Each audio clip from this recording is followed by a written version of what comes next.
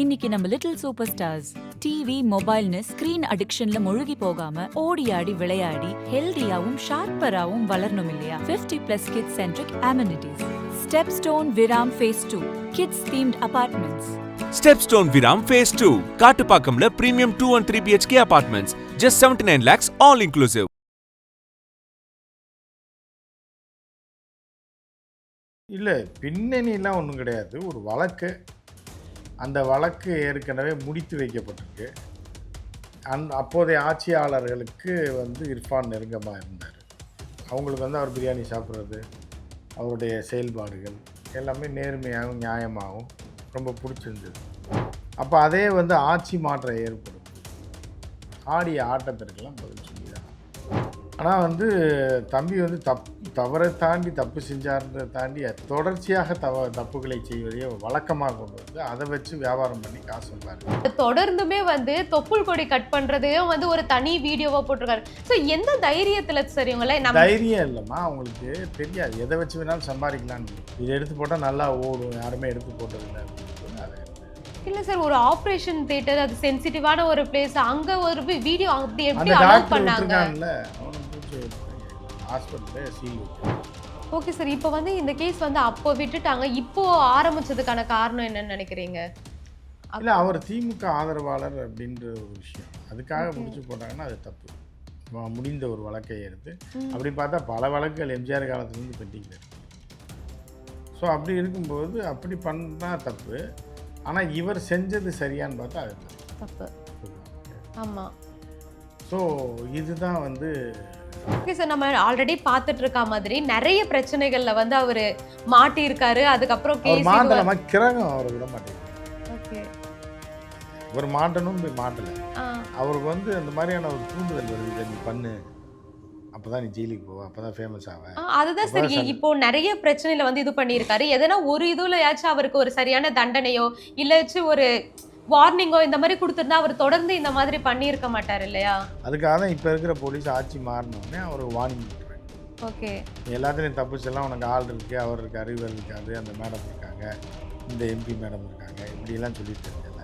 இனி தெரிச்சு ஓடி போயிடும், இந்த பக்கமே நீ வரக்கூடாது, இந்த மாதிரி எதாவது பண்ணேன்னா உனக்கு ஜெயில் தான் அப்படின்றது தான் இப்போ வழக்கு. நீதிமன்றம் டக்குன்னு என்னன்னு பார்த்து அதை விசாரிக்கன்னு சொல்லியிருக்காங்க. ஸோ அதுதான் இப்போ நடந்துட்டு. தள்ளுபடி அத்தனை பேரும் அல்லம்படி 6 முதல் 60% வரை ஆடி தள்ளுபடியுடன் super Saravana stores, Chennai, Madurai, Kovai.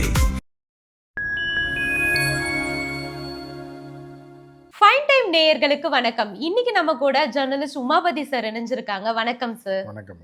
Okay sir, தொடர்ந்து நிறைய பிரச்சனைகள்ல சிக்கிட்டே இருக்கவர் தான் இர்ஃபான். இப்போ ஆல்ரெடி அவர் கொஞ்ச நாள் முன்னாடியே அவரோட குழந்தையோடைய ஜெண்டர் ரிவீல் பண்ணதுக்கான பல பிரச்சனைகள் போயிட்டு இருக்கு. ஆனா கொஞ்ச நாளா அந்த பிரச்சனை எல்லாமே சத்தமே இல்லாம முடிஞ்சிட்ட மாதிரி இருந்தது. இப்ப திரும்பவும் 8 வாரத்துக்குள்ள இதுக்கு ஒரு முடிவு தெரிஞ்சாகணும் அப்படின்ட்டு கோர்ட்ல இருந்து ஒரு அனௌன்ஸ்மெண்ட் வந்திருக்கு. ஸோ இதோட பின்னணி என்ன சார்? இல்லை, பின்னணிலாம் ஒன்றும் கிடையாது. ஒரு வழக்கு, அந்த வழக்கு ஏற்கனவே முடித்து வைக்கப்பட்டிருக்கு. அப்போதைய ஆட்சியாளர்களுக்கு இர்ஃபான் நெருக்கமாக இருந்தார். அவங்களுக்கு அவர் பிரியாணி சாப்பிட்றது, அவருடைய செயல்பாடுகள் எல்லாமே நேர்மையாகவும் நியாயமாகவும் ரொம்ப பிடிச்சிருந்தது. குறிப்பாக எம்பி கனிமொழி போன்றவர்கள்லாம் ஒரு தம்பியை விட, ஏன்னா அவங்களுக்கு தம்பி கிடையாது, அதனால் ஒரு தம்பி மாதிரி அவர் மீது பாசம் செலுத்தி அந்த அளவு க்ளோஸாக இருந்தாங்க. எந்த பிரச்சனைனாலும் உடனே சொல்லி, நம்மளே இருக்கோம், நம்ம தம்பி இருக்கா, போலீஸில் மாட்டிக்கிட்டான்னா நம்ம என்ன பண்ணுவோம்? சட்டம் கடமையை செய்யுதுன்னா எதுனா தங்கப்பதக்கம் சிவாஜியா? சட்டம் கடமை செய்யிட்டு என் பையனாக இருந்தாலும் நான் சுட்டு கொண்டுருவேன் அப்படின்றதுக்கு. அப்படி இல்லைல்ல, நம்ம காப்பாற்ற தான் செய்வோம். சரி, தம்பி பிடிச்சிட்டு போயிட்டாங்களா, சரி சார், நான் வழக்கு போட்டுனா போடுங்க, என்ன சொல்லி கொஞ்சம் விட்டுருங்க, நாங்கள் வக்கீல் வச்சு பார்த்துக்குறோம் அப்படின்னு செய்வோம். அப்போ அதே ஆட்சி மாற்றம் ஏற்படும் போது ஆடிய ஆட்டத்திற்கெல்லாம் பதில் சொல்லி தான் ஆகணும். அதாவது நீங்கள் தவறி செய்தது தான் தவறு, தெரியாமல் தவறிடுறீங்க. போகிறப்ப டக்குன்னு காலில் இடிச்சிருது அப்படின்னா அது வேணுன்னே செய்கிறதில்ல, வேணுன்னே காலை உடைக்கணுன்றதுக்காக இது பண்ணுறதுன்றது வேறு, நம்ம காலை நம்மளே இடிச்சுக்கிறதுன்றது தவறி நடக்குது. ஆனால் தம்பி தவறை தாண்டி தப்பு செஞ்சார்ன்றதை தாண்டி தொடர்ச்சியாக தப்புகளை செய்வதையே வழக்கமாக கொண்டு அதை வச்சு வியாபாரம் பண்ணி காசு சம்பாதிச்சிட்டு அவரோட அறிவு மீது மிகப்பெரிய ஒரு ஈர்ப்பு கொண்டு தான் கனிமொழி எம்பி போன்றவர்கள்லாம் அவருக்கு ரொம்ப சப்போர்ட்டிவாக இருந்தாங்க. இந்த மாதிரி அறிவுஜீவிகள்லாம் தேவை இந்த நாட்டுக்கு ஓகே. அப்படின்ற இப்போ மாதிரி. இவரையும் வச்சு அவங்க பிரச்சாரம் பண்ணியிருக்காங்களா சார்? ஆமாம் பண்ணியிருக்காங்க. அவங்க வீட்டில் போய் சாப்பிட்டு அதை வீடியோ எடுத்து போட்டு அதன் மூலமாக எல்லாத்தையுமே வீடியோவா போட்டுடுறது. போட்டுருவாங்க. அதுக்கு தானே எடுக்கிறதே. ஓகே. அப்போ வந்து நீங்கள் இர்ஃபானை வச்சு கனிமொழி யாருன்னு சொல்லி 2K கிட்ஸுக்கு தெரியும் சொல்லி அவங்க நினச்சாங்க. அதே மாதிரி துணை முதலமைச்சர் கூட 2K கிட்டுக்கு ரீச் ஆகிருக்க அங்கே போய் ரீச் ஆகணும்னா நம்ம பண்ணணும்லாம் பிரச்சாரம் பண்ணாங்க. அதோட விளைவு தான் இன்றைக்கி இப்படி இருக்குன்றது ஒரு பக்கம். அது அரசியல் விட்டுங்க. இன்னொரு பக்கம் வந்து இர்ஃபான் வந்து இந்த தைரியத்தில் எனக்கு அவரை தெரியும் இவரை தெரியும் அமெரிக்கா வரைக்கும் ஆள் இருக்குது அப்படின்றதுனால என்னென்னா தான் தோன்றித்தனமான ஆட்டம், ஏமாற்று. எல்லாம் கட்சிக்காரன் என்ன பண்ண ஒரு பதவி பிடிச்சோன்னே சீட்டு கம்பெனி ஆரம்பித்து மொத்தமாக சுட்டிட்டு ஓடி போயிடுவான். ஓகே. அந்த கட்சியை பயன்படுத்தி கான்ட்ராக்ட் எடுத்து தரமில்லாத ரோடை போடுவான். அதுக்கு இதுக்கு எந்த விதமும் இது இல்லை. தம்பி அந்த ஆட்சி இருக்கிறதுனால ரம்ஜானுக்கு வந்து 350 ரூபா பிரியாணி 3500 போட்டு பலரை ஏமாற்றி கறி கரைஞ்சி போச்சு அப்படின்லாம். ஆமா, தொடர்ந்து எதனா ஒரு பிரச்சனையில வந்து மாட்டிக்கிட்டே வந்துட்டு பிரச்சனை மாற்றுறது இல்லைம்மா, திருட்டு வேலை பண்ணி சம்பாதிக்கணும்னு, குறுக்கு வழியில் சம்பாதிக்கணும். அதற்கு வந்து நமக்கு சாதகமாக இருக்கக்கூடியவங்களை பயன்படுத்தி தப்பிச்சுக்கிட்டு இருக்கும்போது காலம் மாறுது, காட்சிகள் மாறுது, ஆட்சிகள் மாறும்போது என்ன ஆகுது அப்படின்னா பழைய பிரியாணி கேஸ்லாம் போட்டு இப்போ என்ன அப்படின்னா ஜெண்டர் ரிவீல் வந்து ஏற்கனவே இருந்த அமைச்சர் அவனை கொலை குற்றமாக பண்ணிட்டாரு அப்படின்னாரு. ஓகே. இருந்தாலுமே வந்து இங்க அந்த சட்டப்படி குற்றம் தானே அது சார்? அவருக்கு தெரியணும்ல. அவருக்கு தெரிஞ்சாலும் மேலிட அழுத்தம், ஃபோன் வர விடுங்க, தம்பி நம்ம பையங்க அப்படிங்கும்போது என்ன பண்ண முடியும்? அடுத்த நிமிஷமே மாற்றி பேசுவார் மாசு, அவனை கொலை குற்றமாக பண்ணிட்டான் அப்படின்னு. ஸோ இந்த மாதிரிலாம் பண்ணதுக்கப்புறம் அவங்க என்ன பண்ணுவாங்க, ஒரு அழுத்தம் அது அப்படியே இன்ஃப்ளூயன்ஸ் பண்ணி இருக்கும்போது கிரகங்கள் மாறும்போது சிக்கல் வரத்தான் செய்யும். அந்த வகையில் எப்படி விட்டீங்கன்னு இப்போ உயர்நீதிமன்றம் கேட்டு. ஓகே. இப்போ அதனால 8 வாரத்துக்குள்ள வந்து முடிச்சு வச்சிடணும் அப்படின்ற ஒரு முடிச்சு வச்சிடணும் அப்படின்னா அது விசாரிப்பாங்க, போய் ஆஜராகணும், போலீஸ் கூப்பிட்டு கேட்பாங்க.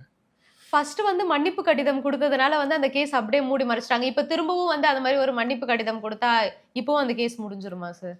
அப்படி இல்லை. அப்புறம் அது கோர்ட்டு, நீதிமன்றம், டிஜிபி, ஏடிஜிபி, அதுதான் ஃபர்ஸ்ட் அந்த மாதிரி கொடுத்ததுனால தானே அதுக்கப்புறம் கொடுத்துட்டாங்க. எதுக்கு இருக்காங்க? இப்போ நீங்களே ஒரு தப்பு செஞ்சுவிட்டு அவனையா போட்டு அடித்து பைக்கை வச்சு ஏற்றி அவனை கையை காலை உடச்சிவிட்டு ஒரு ஸ்டேஷனில் போய் தெரியாமல் நான் சென்றேன், அவர் குறுக்கே வந்தபோது என் வாகனத்தை எடுத்து மோதிவிட்டேன், அவர் உயிர் போகும் நிலையில் இருக்கிறார், அதுக்கு நான் காரணம் இல்லை, தெரியாமல் நடந்ததை நீ மன்னித்து விடுங்கள்னு எடுத்துப்பாங்களா? பண்ண மாட்டாங்க. இப்போ அந்த ஒருத்தன் வந்து ஒரு பொண்ணை தூக்கிட்டு போய் ஏதோ பண்ணியிருக்கான், தெரியாமல் நடந்து விட்டது அப்படின்னு ஒரு லெட்டர் ஸ்டேஷனில் எழுதி கொடுத்துட்டு என்னை எடுத்து விடுவோம், இது போல் இனிமேல் நடக்காது அப்படின்னு விட்டுருவாங்களா? இல்லை, கண்டிப்பாக. இப்போ ஒருத்தன் வந்து செயினை எடுத்துகிட்டு ஓடிடுறான், அவசர தேவைக்காக, நான் வந்து குடும்ப செலவுக்காகவும் எனக்கு மகனுக்கு ஃபீஸ் கட்ட வேண்டிய காரணம் வந்தது, சிறு கடன்கள் இருந்ததுனால இந்த பொண்ணோட செயினை எடுத்துகிட்டு போயிட்டேன், விரைவில் அதை திருப்பி கொண்டு வந்து ஸ்டேஷனில் ஒப்படைத்து விட 6 மாதம் நேரம் கொடுக்கவும், இனிமேல் நான் இது போன்று செய்ய மாட்டேன். அப்படிலாம் ஒத்துக்க மாட்டாங்க. ஏன் ஒத்துக்க மாட்டாங்க? இப்போ இதை மட்டும் ஒத்துக்கிறாங்கல்ல, இது சட்டத்துக்கு புறம்பானது தானே. ஆமாம், அப்புறம் அதை எப்படி ஒத்துக்குவாங்க? ஒத்துக்க மாட்டாங்க. அப்படி எல்லாரும் லெட்டர் எழுதி கொடுத்துட்டு போக வேண்டியதான். பூரா அந்த இதில் வந்து பார்த்திங்கன்னா தாசில்தார் ஆஃபீஸ் வாசலில் டைப்பிஸ்ட் உட்காந்துருக்க மாதிரி கமிஷனர் ஆஃபீஸ் வாசலில் ஏகப்பட்ட பேர் லெட்டர் அடிச்சுட்டு உட்காந்துருப்பான். என்ன மன்னிப்பு? கற்பழிப்பு மன்னிப்பா, இல்லை செயின் எடுத்ததா, இல்லை தாலி எடுத்ததா, இல்லை வீடு பூந்து திருடினதா, இல்லை வந்து பர்ஸை பிடிங்கிட்டு ஓடினதா அப்படின்னு ரெடியாக அடிச்சே வச்சுருப்பேன். கையெழுத்து மட்டும் போடுங்க தம்பி, போய் இப்போ கொடுத்துருங்க அப்படின்னு. எல்லாம் ஒரு 1000 பேர் நிற்பான் டெய்லி. Okay sir. இப்போ அதே மாதிரி பார்க்கும்போது இதுவே வந்து இவ்வளோ பெரிய பிரச்சனை ஆச்சு, ஜெண்டர் ரிவீல் பண்ணது, அதுக்கே நிறைய பிரச்சனை வந்து அனுபவிச்சிருக்காரு. அதை தொடர்ந்துமே வந்து தொப்புள் கொடி கட் பண்ணுறதையும் வந்து ஒரு தனி வீடியோவாக போட்டிருக்காரு. ஸோ எந்த தைரியத்தில் சார் இவங்கள? தைரியம் இல்லைம்மா, அவங்களுக்கு தெரியாது, எதை வச்சு வேணாலும் சம்பாதிக்கலான்னு நினைக்கிறேன். இதை எடுத்து போட்டால் நல்லா ஓடும், யாருமே எடுத்து போட்டதில்லை அப்படிங்கும்போது அதை எடுத்து. இல்லை சார், ஒரு ஆப்ரேஷன் தியேட்டர், அது சென்சிட்டிவான ஒரு பிளேஸ், அங்கே ஒரு வீடியோ அப்படி எப்படி அந்த அலோவ் டாக்டர் பண்ணாங்க? விட்டுருக்கான்ல, அவனை பிடிச்சி தான் கேட்கணும். அந்த ஹாஸ்பிட்டலில் சீல் வைக்கணும், அதையும் செய்யலை நடவடிக்கை. இப்போ அது எதுவுமே நடவடிக்கை எடுக்கலையா? நடவடிக்கை எடுத்தால் பேர் ஏதாவது ஒரு 10,000 ரூபா ஃபைன் போட்டுருப்பாங்க, அவ்வளோதான். வேற எதுவும் வேற என்ன போடுவாங்க? அவங்களுக்கு அதுதானே தைரியம், தூக்கிலையாக போட்டுருவாங்க, டாக்டர் தொட முடியுமா? புரியுதா? அப்படின்னு சொல்லிட்டு அவங்க தப்பிச்சு அவன் போயிடுவான். இப்போ காசு இருக்கணும், இன்ஃப்ளூயன்ஸ் இல்லவனும், கட்சியில் செல்வாக்கு இருக்கவனும் எதை வேணாலும் பண்ணலான்றதுக்கு இர்ஃபான் உதாரணம். அவ இர்ஃபான் மேலே எடுக்கக்கூடிய நடவடிக்கையை வச்சு தான் இனி அடுத்து இருக்கவங்க தான் நடப்பாங்கன்னு சொல்லப்படுது. Okay sir. இப்போ வந்து இந்த இன்ஃப்ளூயன்சர்ஸ் இவங்கலாம் வந்து ஒரு கன்டென்ட்டுக்காக, ஒரு ரீச்‌க்காக வந்து என்னென்னமோ வீடியோ எடுத்து போட்டுட்டு இருக்காங்க. ஸோ இது வந்து மக்கள எந்த அளவுக்கு வந்து இன்ஃப்ளூயன்ஸ் பண்ணுது சார்? மக்களை வந்து தற்குறிகளை வந்து போய் ரீச் ஆகும். அதை பார்த்து பரவாயில்லையே அப்படின்னு சொல்லி நம்மளும் இந்த மாதிரி பண்ணலாம் அப்படின்ற நம்மளும் இந்த மாதிரி பண்ணலான்னு போக மாட்டாங்க. பலர் அந்த அளவுக்கு கும்பிட்டைங்க நிறையா இல்லை. இருந்தாலும் ஒரு 1000ல் ஒருத்தன் ஒரு நினைப்பான்ல, நம்மளும் இப்படி பண்ணலாமே, இது யார் அப்ரோச் பண்ணுறது, அந்த ஹாஸ்பிட்டல் எங்கே இருக்குது, நம்மளும் ரீல்ஸ் எடுத்து போடலான்னு ட்ரை பண்ணுவாங்க. இல்லை நம்மளால் முடியாது இது அப்படின்றக்காக அதை பார்ப்பாங்க. அப்போ வருமானம் வரும். ஓகே. அந்த வருமானத்தை வச்சு ஏதாவது கட்சிக்காரங்க வீட்டில் போய் டிஃபன் சாப்பிட்ற மாதிரி ஒரு வீடியோ எடுத்து போட்டால் அவங்கள ஃபேமஸ் ஆக்கி அதை வச்சு அப்படியே. Okay sir. இப்போ வந்து இந்த கேஸ் வந்து அப்போ விட்டுட்டாங்க. இப்போ ஆரம்பிச்சதுக்கான காரணம் என்னன்னு நினைக்கிறீங்க? இல்லை, அவர் திமுக ஆதரவாளர் அப்படின்ற ஒரு விஷயம் அதுக்காக ஓகே. முடிச்சு போட்டாங்கன்னா அது தப்பு. முடிந்த ஒரு வழக்கை எடுத்து ம். அப்படி பார்த்தா பல வழக்குகள் எம்ஜிஆர் காலத்துலேருந்து பெண்டிங்கில் இருக்குது. ஸோ அப்படி இருக்கும்போது அப்படி பண்ணால் தப்பு. ஆனால் இவர் செஞ்சது சரியான்னு பார்த்தா அது தப்பு. தப்பு. புரியுதா அவங்களுக்கு? ஆமா. ஸோ இதுதான் வந்து அந்த இதில் இருக்க முக்கியமான விஷயம். Okay sir. அதே மாதிரி பார்க்கும்போது இவருக்கு இந்த மாதிரியான ஒரு கேஸ்ல இது பண்ணா குறைந்தபட்சம் வந்து ஒரு 3 வருஷம் வந்து சிறை தண்டனை கிடைக்கும் அப்படின்ற மாதிரிலாம் ஒரு விஷயம் போயிட்டு இருக்கு. அது எந்த அளவுக்கு உண்மை சார்? இல்லை, சட்டத்தில் இந்த அதாவது அதை முடிவு பண்ண வேண்டியது நீதிபதிகள். ஆமா. சட்டத்தில் இதுக்கு இவ்வளோ தண்டனை உச்சபட்சம். இப்போ நீங்கள் வந்து பஸ்ஸில் டிக்கெட் எடுக்காமல் போனீங்கன்னா கூட 3 மாதம் சிறை தண்டனை, ஆமா. இல்லைன்னா 10 மடங்கு அபராதம் கட்டலனா போட்டிருப்பாங்க. இது 10 மடங்கு அபராதம்னா ஒரு 10 ரூபா டிக்கெட் நீங்கள் எடுக்கல அப்படின்னா 100 ரூபா 100 கட்டினா ரூபா. வெளியே வந்துடுவீங்க. இல்லைன்னா 3 மாதம் சிறைக்கு போவாங்களா யாராவது? இல்ல. அந்த காசு 100 கொடுத்துட்டு ரூபாய் தான் வந்து எவனா பக்கத்தில் இருக்கவங்க கூட கொடுத்து சரி போயிட்டு வா தம்பி தெரியாமல் எடுக்காமட்டேன்னு கொடுத்துருவாங்க. ஆமா. இல்லை டிக்கெட் கலெக்டரே சரி வாட்ச் கீச்சு கட்டி தான் ஃபோன் வச்சுருந்தா நான் கொடுத்துட்டு வீட்டில் போய் காசு வாங்கிட்டு கொடுன்னுறாங்க. 3 மாதம் ஜெயிலில் தள்ளுவாங்களா? தள்ள இல்ல. மாட்டாங்க. ஸோ அந்த மாதிரி இர்ஃபான் வந்து சிறைக்கு போகணுன்றது நம்மளோட ஆசை கிடையாது. ஆமா. சிறைக்கு போகாமல் இருந்தால் நல்லா இருக்கும்னு தான் நம்ம நினைக்கிறோம். ஓகே. அப்போ அப்படி நல்லா இருக்கும் அப்படின்னா அந்த மாதிரி செயலை செய்யாமல் இருக்கணும் ஓகே. அப்படின்றது தான் நம்மளோட ஆசையை தவிர இர்ஃபானை பிடிச்சி போலீஸ் ஸ்டேஷனில் வச்சு துவைக்கணும், தண்ணியில் ஊற போட்டு அடிக்கணும்னோ, இல்லை ஐஸ் படுக்கையில் படுக்க போடணுன்னோ, இல்லை வந்து போகிற வர பிசிலாம் தூக்கி போட்டு மிதிக்கணும்னு நம்ம ஆசை கிடையாது. புரியுதா அவங்களுக்கு? இல்லை ஜெயிலில் கொண்டு போய் இப்போ கவுத்தி போட்டு காலை அடித்து உடைக்கணும், இந்த கைதான இந்த வேலையை செஞ்சுன்னு அடிக்கணும்னு நம்ம இது கிடையாது. நம்ம நோக்கம் அது கிடையாது. ஆமா. நீங்கள் அதை தெளிவாக புரிஞ்சுக்கணும். ஆமா. ஒருவேளை உங்களுக்கு அந்த மாதிரி நோக்கம் இருக்கா? இல்ல சார். இல்லை அப்படிலாம் இல்ல. ஆனால் நீங்கள் இந்த தவறு சட்டத்துக்கு புறம்பாக நடக்கிறத வச்சு நீங்கள் கேள்வி கேட்குறீங்க. ஆமா. நானும் அதுதான் சொல்கிறேன். இதுக்கு என்ன ஒரு 2 வழி இருக்குது. ஒன்று இர்ஃபானை தூக்கி போட்டு துவைக்கிறது உள்ளே வச்சு, இன்னொன்று வந்து இர்ஃபான் இது போன்ற தவறுகளை இனி செய்யாமல் இருக்கிறது. இந்த 2 ஓகே. வழி தான் இருக்குது. நம்ம என்ன பண்ணுறோன்னா இர்ஃபானை வந்து யாரும் தொடர்றதுக்கு நம்ம பாவம் உண்மையிலே தம்பி நல்லவன் தான். ஏதோ பிழைப்பிற்காக ஏதோ தனக்கு தெரிஞ்சதை பண்ணுறாப்புல அப்படிங்கும்போது அதுக்காக ஒரு பையனை கூப்பிட்டு போய் அடிக்கணும், இல்லை ஜெயிலில் வைக்கணும் அப்படின்றது நம்மளோட ஆசை கிடையாது. இர்ஃபான் ஜெயிலுக்கு போகணுன்றது நம்மளோட விருப்பமே கிடையாது. ஜெயிலுக்கு போகாமல் இருக்கிறது என்ன பண்ணணுமோ அதை இர்ஃபான் பண்ணணுன்றது நம்ம சொல்லலாம்ல, அது ஆமா. சொல்லலாம்ல. சொல்லுங்க அதை சார். தான் நம்ம இப்போ சொல்கிறோம். Okay sir. நம்ம ஆல்ரெடி பார்த்துட்டு இருக்க மாதிரி நிறைய பிரச்சனைகள்ல வந்து அவரு மாட்டி இருக்காரு. அதுக்கப்புறம் அவர் கேஸ் மாட்டலாமா? கிரகம் அவரை விட மாட்டேங்குமா? ஓகே. அவர் மாட்டணும்னு போய் மாட்டலை. ஆ. அவருக்கு வந்து அந்த மாதிரியான ஒரு தூண்டுதல் வருது, இதை நீ பண்ணு, அப்போ தான் நீ ஜெயிலுக்கு போவ, அப்போ தான் ஃபேமஸ் ஆவ. அதுதான் அப்பதான் சரி. இப்போ நிறைய பிரச்சனையில வந்து இது பண்ணியிருக்காரு. எதனா ஒரு இதுலயாச்சும் அவருக்கு ஒரு சரியான தண்டனையோ இல்லாச்சும் ஒரு வார்னிங்கோ இந்த மாதிரி கொடுத்திருந்தா அவர் தொடர்ந்து இந்த மாதிரி பண்ணியிருக்க மாட்டார் இல்லையா? அதுக்காக தான் இப்போ இருக்கிற போலீஸ் ஆட்சி மாறினோடனே அவருக்கு வார்னிங் பண்ணுறாங்க. ஓகே. நீ எல்லாத்துலேயும் தப்பிச்செல்லாம் உனக்கு ஆள் இருக்குது, அவர் இருக்கார், இவர் இருக்கார், அந்த மேடம் இருக்காங்க, இந்த எம்பி மேடம் இருக்காங்க, இப்படியெல்லாம் சொல்லிட்டு தெரிஞ்சல. இனி வந்து தெரிச்சு ஓடி போயிரு, இந்த பக்கமே நீ வரக்கூடாது, இந்த மாதிரி எதாவது பண்ணேன்னா உனக்கு ஜெயில் தான் அப்படின்றது தான் இப்போ வழக்கு நீதிமன்றம் டக்குன்னு என்னன்னு பார்த்து அதை விசாரிங்கன்னு சொல்லியிருக்காங்க. ஓகே.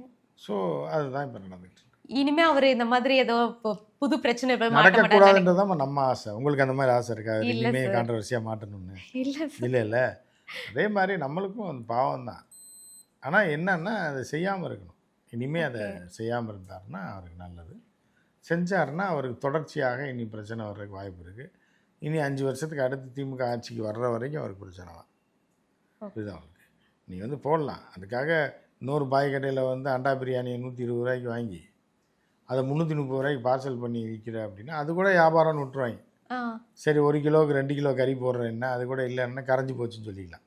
வேகும் போது கரைஞ்சிருச்சு கொழுப்பு அதுக்குன்னு 4000 ரூபாவா சார்? ஆமாம், அது போயிட்டு போகுது, அது கரைஞ்சிருச்சு, ஆவியாக போயிடுச்சு, ஏதோ ஒன்று சொல்லிக்கலாமா? அது தின்னுட்டாங்க, முடிஞ்சு போச்சு.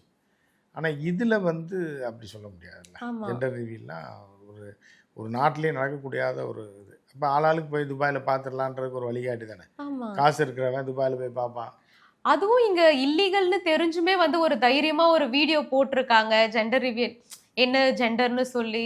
ஸோ இந்த தைரியம்லாம் எப்படி சார்? அதுக்கு தான் இப்போ கோர்ட் வந்து முடிவு பண்ணும். ஓகே, நீதிமன்றம் முடிவு பண்ணி விசாரணை பண்ணி ஏதாவது பண்ணுவாங்க.